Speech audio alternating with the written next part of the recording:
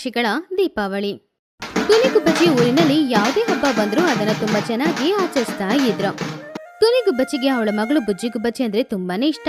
ಅವಳು ಎಷ್ಟೇ ತುಂಟತನ ಮಾಡಿದ್ರು ಕೂಡ ಅವಳನ್ನ ಏನು ಹೇಳ್ತಾ ಇರ್ಲಿಲ್ಲ. ಬುಜ್ಜಿಗುಬ್ಬಚ್ಚಿಯ ಗೆಳೆಯರಾದ ಬನ್ನುಗಿಳಿ, ಚಿನ್ನುಕಾಗೆ ಇವರೆಲ್ಲರೂ ಕೂಡ ಬುಜ್ಜಿಯ ತರಾನೇ ತುಂಬಾ ತುಂಟತನ ಮಾಡುವ ಹುಡುಗರು. ಅವ್ರೆಲ್ರೂ ಕೂಡ ಒಳ್ಳೆ ಗೆಳೆಯರಾಗಿದ್ರು. ಹಾಗೇನೆ ದೊಡ್ಡವರು ಏನೇ ಹೇಳಿದ್ರು ಅವ್ರ ಮಾತಿಗೆ ಬೆಲೆ ಕೊಡ್ತಾನೆ ಇರ್ಲಿಲ್ಲ. ಅವ್ರಿಗೆ ಯಾವ್ದು ಸರಿ ಅಂತ ಅನ್ಸುತ್ತೋ ಅದನ್ನೇ ಮಾಡ್ತಿದ್ರು. ಅವರ ತಾಯಿಯಂದ್ರು ಕೂಡ ಒಳ್ಳೆ ಗೆಳತಿಯರಾಗಿರೋದ್ರಿಂದ ಅವರ ಮಕ್ಕಳು ಕೂಡ ಒಳ್ಳೆ ಗೆಳೆಯರಾಗಿದ್ರು.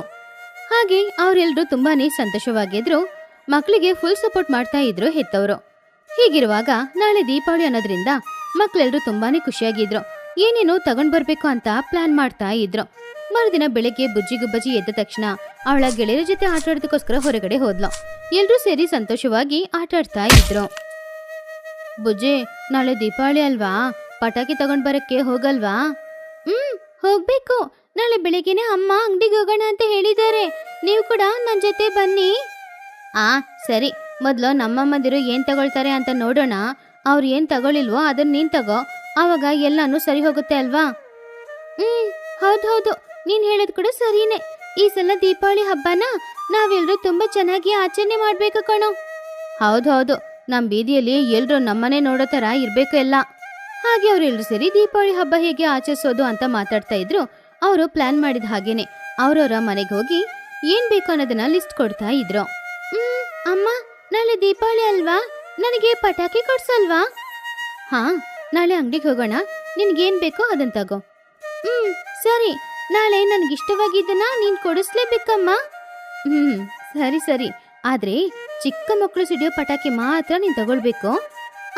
ಅದ್ ಹೇಗ್ ಸಾಧ್ಯ ಆಗುತ್ತೆ? ನಾಳೆ ಅಲ್ಲಿಗೆ ಹೋದ್ಮೇಲೆ ನೋಡಿ ನಾನು ಹೇಳ್ತೀನಿ.